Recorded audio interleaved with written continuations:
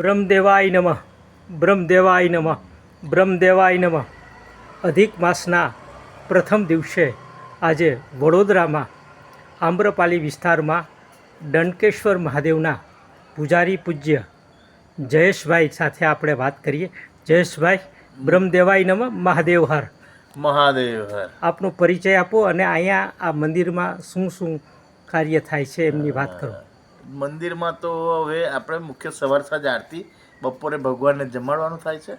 અને બીજું મુખ્ય વસ્તુ કે જે દરેક વખતે જે શિવનું સાનિધ્ય હોય અને જે તહેવારો આવતા હોય છે એની અંદર આપણે બધા સોસાયટીના સભ્યો સાથે મળી અને બધું ભાવ લય ભક્તિ રસ બધું જાગૃત કરતા જ હોય છે.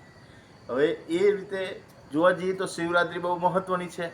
કેમ જી કે 4 સોમવારમાં વાહ અહીંયા આગળ ભસ્મ આરતી કરવામાં આવે છે. વાહ વાહ, ઉજ્જૈનમાં જેમ થાય છે. હા, અચ્છા. એ ભસ્મ આરતી કરવામાં આવે છે. ત્યાર પછી થોડી જ વાર પછી આપણી આરતી જે રેગ્યુલર જે થતી હોય એ કરો છો. કરીએ છીએ. બરોબર છે. એમાં જે ભગવાનને શણગારવામાં આવે હા. એ બધું યોગદાન બધા વારાફરતી આપતા જ હોય છે. બરોબર. સભ્યો છે, કમિટી છે અને આ સોસાયટીનું પર્સનલ કહેવા જઈએ તો એવું છે. પણ અહીં એક ઝાડનું બહુ મહત્વ છે. આ જે ઝાડ છે ને એમાં 3 છે: તુલસી છે, વડ છે અને પીપળો છે. વાહ, એ એક જ ઝાડમાં? હા. અચ્છા. તમારું કોઈ કામ ના થતું હોય અને ખાલી 11 આંટા મારીને જાઓ ને તમારું કામ ના થાય તો એ બને જ નહીં. અચ્છા. અને એકી સાથે 3 વૃક્ષની પ્રદક્ષિણા થાય. તુલસીજી થાય, હા, પછી વડની થાય અને પીપળાની. અચ્છા, વાહ. એટલે આ રીતે એની જો પ્રદક્ષિણા કરવામાં જ્યારે આવે છે હા, ત્યારે આપણું કામ સંપૂર્ણ રીતે ભગવાન મહાદેવ કરે જ છે. વાહ વાહ વાહ. એ એવું તો ભાગ્ય જ બનતું હોય ને, એક જ જગ્યાએ 3 હોય. હા, એવું ભાગ્ય બને. હા. મેં આ દિન સુધી જોયું નતું, પણ અહીંયા મેં પણ અહીંયા આવીને જ જોયું. અચ્છા અચ્છા. હા, એવું છે. અચ્છા.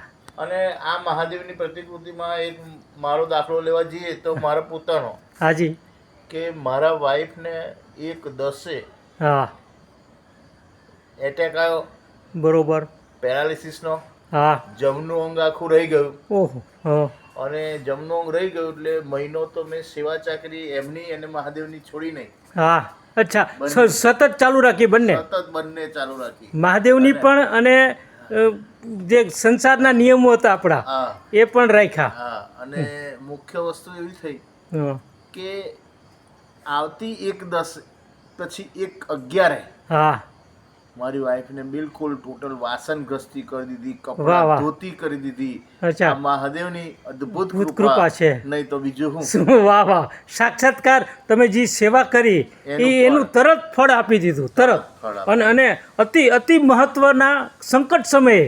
અને હું જોવા જઉં તો કૃષ્ણ ભગવાનનો જ પૂજારી હતો પહેલા. વાહ વાહ વાહ વાહ. સ્વાધ્યાય પરિવારમાંથી. અચ્છા. મારે સ્વાધ્યાય ફેરી ફરવાની ના તે બધું એવું કરતો હતો. ભાવ યાત્રામાં જવાનું. હા, બધામાં જવાનું, ભાવ ફેરી ફરવું બધું. અચ્છા. પછી લોકોને બધાને ઘરે ઘરે જઈને ગીતા શું છે સમજાવું, એવું બધું ચાલતું. છોડમાં રણછોડ છે, લોહીનો રંગ લાલ છે, વાહ, વાહ, એ સ્વાધ્યાયના પાંડુરંગ દાદા અને જયશ્રી દીદી. હા, દીદી. હવે પછી જ્યાર પછી અહીંયા આગળ આ લોકોને જરૂર પડી. અમારા એક અહીંયા આગળ તેજસભાઈ છે પટેલ, બરોબર, એ મને અહીં લાવ્યા કે એક આ મંદિરની પૂજા તમે કરશો. એટલે મને બતાવવામાં આવ્યું. મેં કહું સારું, કઈ વાંધો નહીં. ડંકેશ્વર મહાદેવ મારા ગામમાં છે, ડબકા ગામમાં. અચ્છા, જાઓ તમે ડબકા ગામમાં પણ ડંકેશ્વર મહાદેવ છે? હા. એટલે ઈ મહીસાગરના કિનારે. અચ્છા, મહીસાગરના કિનારે. અને એ મહારાજાએ બાંધેલું. અચ્છા, વડોદરા સ્ટેટનું? વડોદરા સ્ટેટના મહારાજા. અચ્છા. શ્રીમંત ગાયકવાડ સરકારનું બાંધેલું. અચ્છા.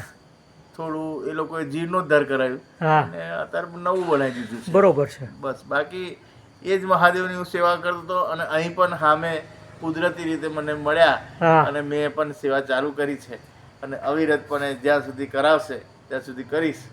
એટલે તમારી વતનનું જે ઋણ હતું, તમારા બાપ દાદાઓ કે દાદાઓ જે પૂજા પાઠ કરતા, એમને પુનઃ આદેશ કર્યો કે વડોદરામાં તમે ડંકેશ્વર મહાદેવની સેવા કરવા માટે જાઓ. આખા વડોદરામાં તમને જ શોધ્યા અને તમે અહીંયા સેવા કરો. કેટલા વર્ષથી મને પૂરું 1 વર્ષ અને 1 મહિનો થયો. વાહ વાહ વાહ. અને એમાં તો આવા અદ્ભુત જીવન મરણ વચ્ચે બેન હતા અને એમને ભગવાન ડંકેશ્વર દાદાએ પછી મારા એક મિત્ર હતા અહીં, એ કાઠિયાવાડ બાજુ ધોરાજી ગામ, હા ત્યાં ગંગદાસભાઈ પટેલ, અચ્છા એમના એક છોકરો ઘણી વખતે ફેલ થાય, હા 7-8 વાર ફેલ થયા હશે. બરોબર.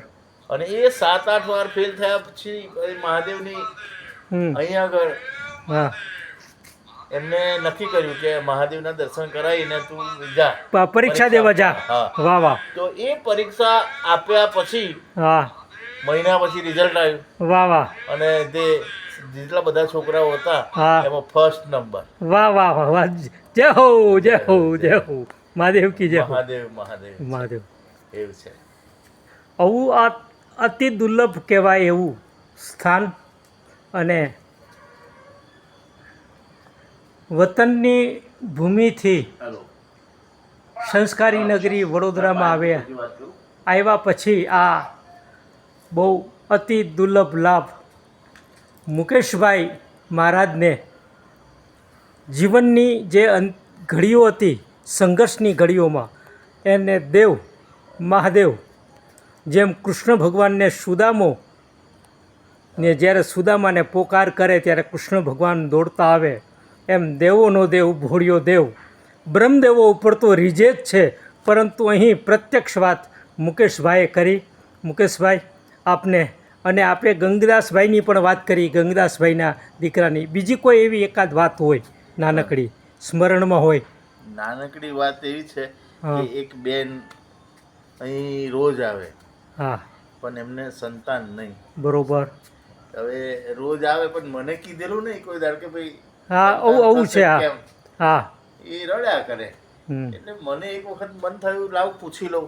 બરોબર છે. સહજ ભાવે આપે બેનને પૂછ્યું? હા પૂછ્યું, મેં સહજ ભાવથી પૂછ્યું કે તમને બેન શું પ્રોબ્લેમ છે? હા. કે મને એક 1.25 સેર માટીની ખોટ છે અને જો એ મારો આ બોડીઓ પૂરી દે તો મને બધી આનંદ થાય. તો ભાઈ મહાદેવની કૃપા લગભગ 6 મહિનામાં એમને ઘેર બેઠી. હા. અને એ બેન રોજ સાંજે આરતીમાં આવતા. હા. અને પ્રસાદ લઈને જતા રહેતા, કોઈનું કશું બોલતા નહીં. હા. અને પછી 6 મહિનામાં એમને ત્યાં સારા દિવસો આવ્યા. હા. અને અત્યારે છોકરો પણ 1 વર્ષ જેવો થવા આવ્યો છે. એટલે એ બધું આ નવું જ મંદિર બન્યું ને અહીંયા. હા. અને પેલા જ આપ પૂજારી છો? હા. ના, હું બીજા નંબરનો. એમને એટલે તમે બ્રહ્મદેવ પૂજા અને આ તમને ખબર હતી કે આ બેનને આ છે આ કરી છે, એટલે તમે આપની જ હાજરીમાં ભોળિયાનાથે ભક્તોને કેવા વારે આવ્યા છે. અહીંયા આપણે વડ છે, તુલસીજી છે ને પીપળો છે, એ તો પ્રત્યક્ષ જોઈ શકીએ.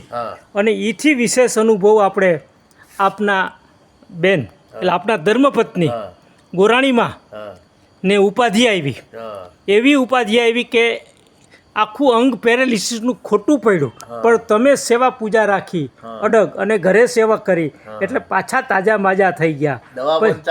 દવા પણ ચાલુ રાખી. અને પછી ગંગદાસભાઈની વાત કરીને આ બેનની વાત કરી તો આ સંસ્કારી નગરીમાં તમારા વતનની, તમારા પૂર્વજોની, તમારા માતા પિતાની, તમારા સદગુરુની અને તમારી શિવ પ્રત્યેની ભક્તિનું સીધું પ્રમાણ તમારા વતનમાં. વતન તમારું કયું બાજુમાં? અહીં પાદરાથી 20 કિલોમીટર દૂર છે. કયું ગામ? ડબકા ગામ.